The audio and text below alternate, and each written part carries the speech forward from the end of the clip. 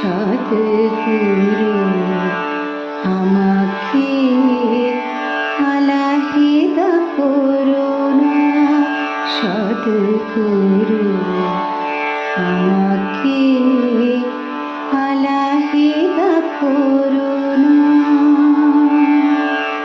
চাকর তোমার আমি জন্ম জন্মান্তরের, চাকর তোমার আমি জন্ম জন্মান্তরে। হাত মোর ছেড়ে দিও না হে সদ্গুরু, হাত মোর ছেড়ে দিও না হে সদ্গুরু, আমাকে আলাহিদা করুণা, সদ্গুরু আমাকে আলাহিদা করুণা।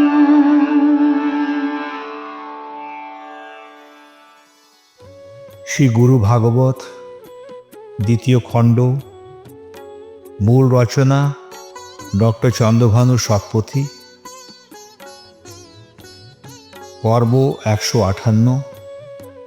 এই পর্বে আমরা আলোচনা করব শ্রী গুরুর বাইরের ও আন্তরিক সাহচর্য এবং গুরু ভক্তির বীজ বপন। বিশ্বের সদ্গুরুর প্রতি এবং যারা প্রকৃত অর্থে জ্ঞান প্রদানে সহায়ক ভূমিকা পালন করেছেন তাহাদের সবাইকে আমাদের প্রণাম জানাই।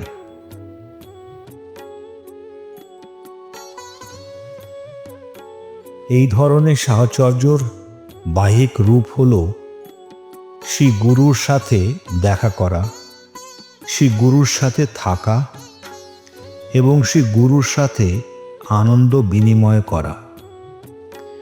ভক্ত সর্বদা শ্রী গুরুর বাহিক সাহচর্য লাভ করে, কিন্তু শ্রী গুরুর সাথে কেবল অভ্যন্তরীণ সাহচর্য একজন ভক্তের মধ্যে অঝরে শুভচিন্তা ধারা জন্ম দেয়। বাহিক সাহচর্যের সাথে সাথে অভ্যন্তরীণ সাহচর্য ভক্তের মধ্যে ভক্তির উদ্দীপনা বিকশিত করে। এমনকি বাহিক সাহচর্য অনুপস্থিত থাকলেও অভ্যন্তরীণ সাহচর্য বিদ্যমান থাকে। শ্রী গুরু যেখানেই থাকুন না কেন, এভাবেই শুদ্ধ ভক্ত শ্রী গুরুকে অনুভব করেন। যে ব্যক্তি ঈশ্বরের কাছ থেকে সুরক্ষা চায় তার উচিত প্রথমে সে শ্রী গুরুর চরণ খোঁজা, তাকে শ্রী গুরুর চরণে আশ্রয় নেওয়ার শপথ নিতে হবে। তার মনের বাগান পরিষ্কার এবং শুদ্ধ করে তাকে শ্রী গুরুর প্রতি ভক্তির বীজ বপন করা উচিত। ভালোবাসার জল ছিটিয়ে সে বীজকে সর্বদা রক্ষা ও লালন করতে হবে। যখন শ্রী গুরু করুণাময় হন তখন সেই বীজ থেকে ভক্তির একটি গাছ জন্মে।